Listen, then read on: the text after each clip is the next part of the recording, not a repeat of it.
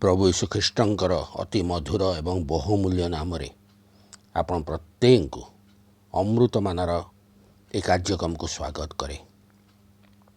आमने सुजोग पाइचु ए कार्यक्रम एक अध्याय को रे अंशी हवापाई विशेषकर प्रतिदिन प्रभु आम मान सहित वाक्य द्वारा कथा होती आम प्रभु को चरण तले बसी निजर आत्मिक जीवन को वृद्धि करने निमंते सुजोग पाउचु।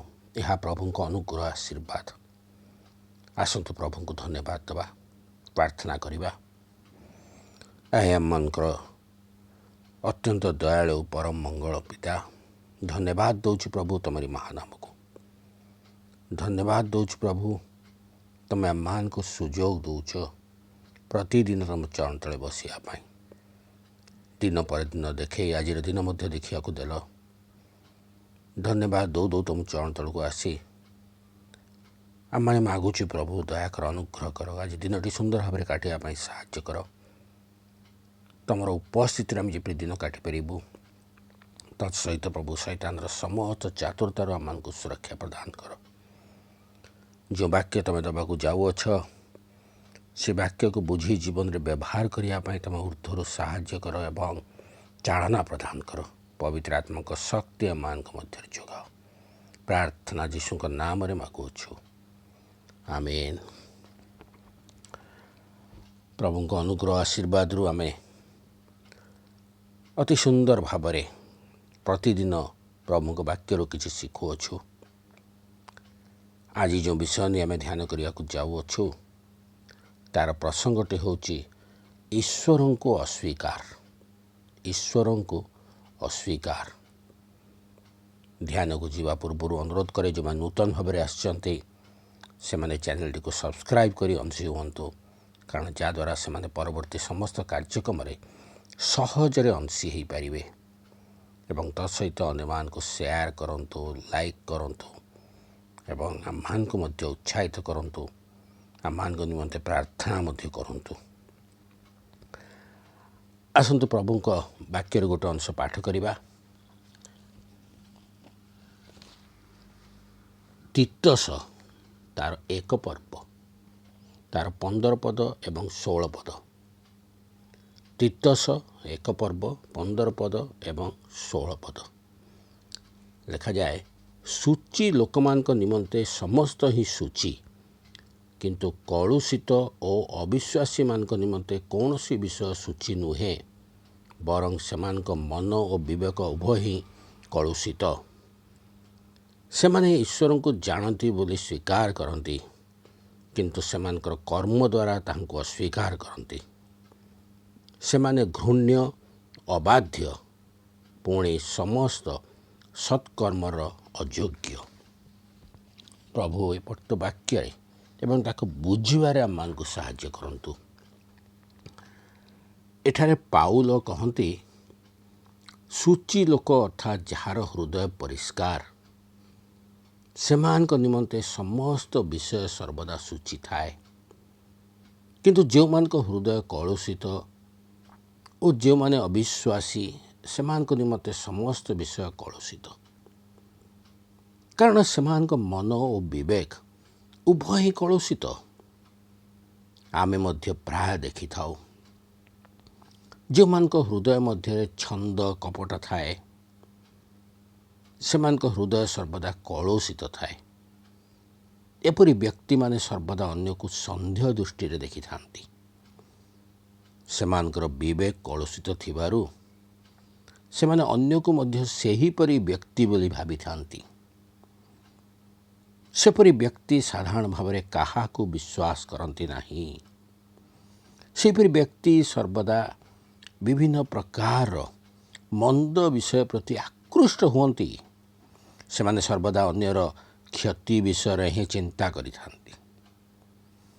अन्यर उन्नति से बहुत बाधि थाए।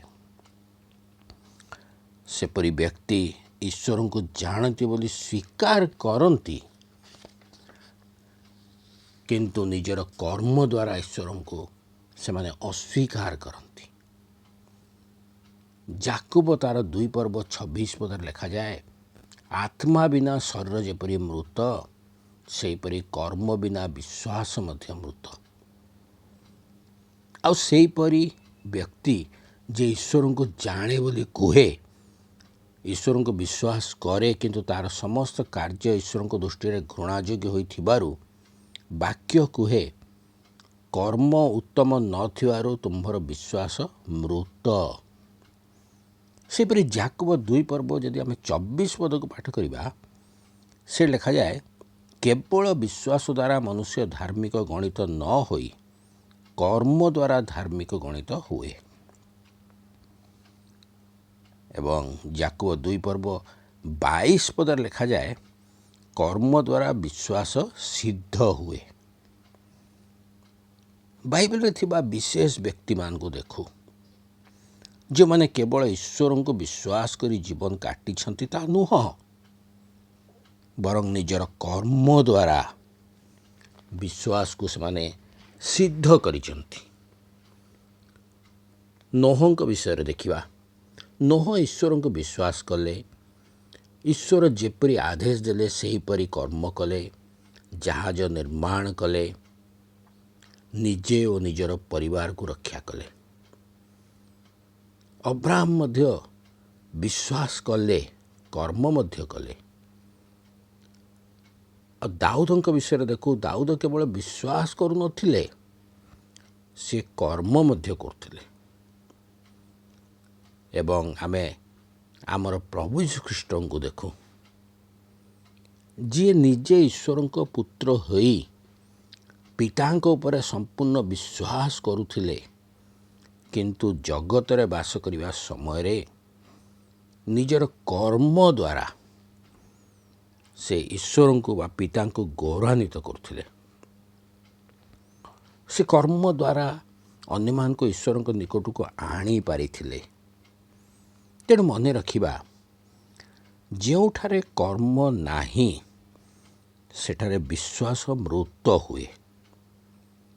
ବିଶ୍ୱାସ ମୃତ ହେବାର ଅର୍ଥ ଈଶ୍ୱରଙ୍କୁ ଅସ୍ୱୀକାର କରିବା ସଙ୍ଗେ ସମାନ। ଯେଉଁ ବ୍ୟକ୍ତିର ହୃଦୟ କଳୁଷିତ, ତା'ର କର୍ମ ମଧ୍ୟ କଳୁଷିତ ହୋଇଥାଏ। ବାକ୍ୟ କୁହେ, ସେ ସମସ୍ତ ସତ୍କର୍ମ ନିମନ୍ତେ ଅଯୋଗ୍ୟ। ଈଶ୍ୱରଙ୍କ ଦୃଷ୍ଟିରେ ସେମାନଙ୍କ କଳୁଷିତ ଅବିଶ୍ୱାସୀ, ସେମାନେ ସର୍ବଦା ଈଶ୍ୱରଙ୍କ ଦୃଷ୍ଟିରେ ସେମାନେ କଳୁଷିତ ଏବଂ ଅବିଶ୍ୱାସୀ ହିଁ ରହିବେ। ସେମାନଙ୍କର କୌଣସି ବିଷୟ ସୂଚି ନୁହଁ। ନିଶ୍ଚିନ୍ତ ଭାବରେ ଦାଉଦଙ୍କ ପ୍ରାର୍ଥନାର ଆମେ କିଛି ଶିଖିବା ଦରକାର। ଦାଉଦ ଏକ ସୁନ୍ଦର ପ୍ରାର୍ଥନା କରୁଛନ୍ତି। ଗୀତ ସଂହିତା 51 ଗୀତକୁ ଯଦି ଆମେ ଦେଖୁ, 10 ପଦରେ ଦାଉଦ ଲେଖୁଛନ୍ତି, ହେ ପରମେଶ୍ୱର, ମୋ ଅନ୍ତରରେ ସୂଚି ଅନ୍ତଃକରଣ ସୃଷ୍ଟି କର। ଆମର ଅନ୍ତର ସୂଚି ହେବା ଦ୍ୱାରା ଆମର କର୍ମ ମଧ୍ୟ ସୂଚି ହୋଇଥାଏ। ଆମର ବିବେକ ମଧ୍ୟ କଳୁଷିତ ହେବା ରକ୍ଷା ପାଇଥାଏ। ଆମର ହୃଦୟକୁ ସର୍ବଦା ସୂଚି ରଖିବା ଦରକାର। ତେଣୁ ଏବ୍ରୀ 10 ଯଦି ଆମେ ପାଠ କରୁଛୁ, 22 ପଦରେ ଅତି ସୁନ୍ଦର ଭାବେ ଲେଖାଯାଏ, ଆମ ନିଜର ହୃଦୟକୁ ପ୍ରକ୍ଷାଳନ କରିବା ଦ୍ୱାରା କଳୁଷିତ ବିବେକରୁ ସୂଚୀକୃତ ହୋଇଥାଉ ଏବଂ ସରଳ ହୃଦୟ ସହିତ ପୂର୍ଣ୍ଣ ବିଶ୍ୱାସରେ ଈଶ୍ୱରଙ୍କ ନିକଟବର୍ତ୍ତୀ ହୋଇଥାଉ। ନିଜର ହୃଦୟକୁ ସୂଚି ରଖିବା ଦ୍ୱାରା ଆମେ ନିଜ କର୍ମ ଦ୍ୱାରା ମଧ୍ୟ ଈଶ୍ୱରଙ୍କର ଗୌରବ ପ୍ରକାଶ କରିଥାଉ। ତତ୍ସହିତ ଆମେ ଈଶ୍ୱରଙ୍କୁ ଅସ୍ୱୀକାର କରିବାରୁ ବଞ୍ଚିତ ହୋଇଥାଉ। ଯଦି ଆମେ ନିଜ ହୃଦୟକୁ ସୂଚି କରିବା ନାହିଁ, ପ୍ରଭୁ ଯୀଶୁ ଫାରୁସୀମାନଙ୍କୁ କହିଲା ପରି ଆମକୁ ମଧ୍ୟ କହିବେ। ଲୁକ 11:39 ଯୀଶୁ କହୁଛନ୍ତି, ତୁମ୍ଭେ ଫାରୁସୀ ଯାକ ସିନା ଗିନା ଓ ଥାଳିର ବାହାର ପରିଷ୍କାର କରୁଥାଅ, ମାତ୍ର ତୁମମାନଙ୍କ ଭିତର ଲୁଣ୍ଠନ କର୍ମ ଓ ଦୁଷ୍ଟତାରେ ପରିପୂର୍ଣ୍ଣ। କାରଣ ଆମେ ଆମର ହୃଦୟ ମଧ୍ୟରେ ଅଶୁଚି ବିଷୟ ଗୁଡ଼ିକ ସ୍ଥାନ ଦେଇଥାଉ ଏବଂ ଆମର ଶରୀରର ବାହାରକୁ ଅତି ଯତ୍ନର ସହିତ ସଜେଇଥାଉ। ଆମ ହୃଦୟରେ ଆମେ ଈଶ୍ୱରଙ୍କୁ ବା ପ୍ରଭୁ ଯୀଶୁ ଖ୍ରୀଷ୍ଟଙ୍କୁ ସ୍ଥାନ ଦେଇ ନଥାଉ। ପ୍ରତିଦିନ ପ୍ରତି ମୁହୂର୍ତ୍ତରେ ଓ ପ୍ରତିଟି କାର୍ଯ୍ୟ ଦ୍ୱାରା ଆମେ କେବଳ ତାଙ୍କୁ ଅସ୍ୱୀକାର କରିଥାଉ। ତେଣୁ ଆଜି ଆମେ ଯତ୍ନବାନ ହେବା, ଆତ୍ମସମୀକ୍ଷା କରିବା, ନିଜକୁ ପ୍ରଶ୍ନ କରିବା, କ'ଣ ଆମେ ଈଶ୍ୱରଙ୍କୁ ଅସ୍ୱୀକାର କରୁଅଛୁ? ଆମେ ମୁଖରେ କହୁଛୁ ଆମେ ପ୍ରଭୁଙ୍କୁ ବିଶ୍ୱାସ କରୁଛୁ, ପ୍ରଭୁ ଯୀଶୁ ଖ୍ରୀଷ୍ଟଙ୍କୁ ବିଶ୍ୱାସ କରୁଛୁ, ଈଶ୍ୱରଙ୍କୁ ବିଶ୍ୱାସ କରୁଛୁ, ଆମେ ମୁଖରେ କହୁଛୁ, କିନ୍ତୁ ଆମର ହୃଦୟ କଳୁଷିତ ଥିବାରୁ ଆମେ ଈଶ୍ୱରଙ୍କୁ ଅସ୍ୱୀକାର କରୁଅଛୁ। ଏହି ପ୍ରଶ୍ନ ଆଜି ଆମେ ନିଜକୁ ପଚାରିବା।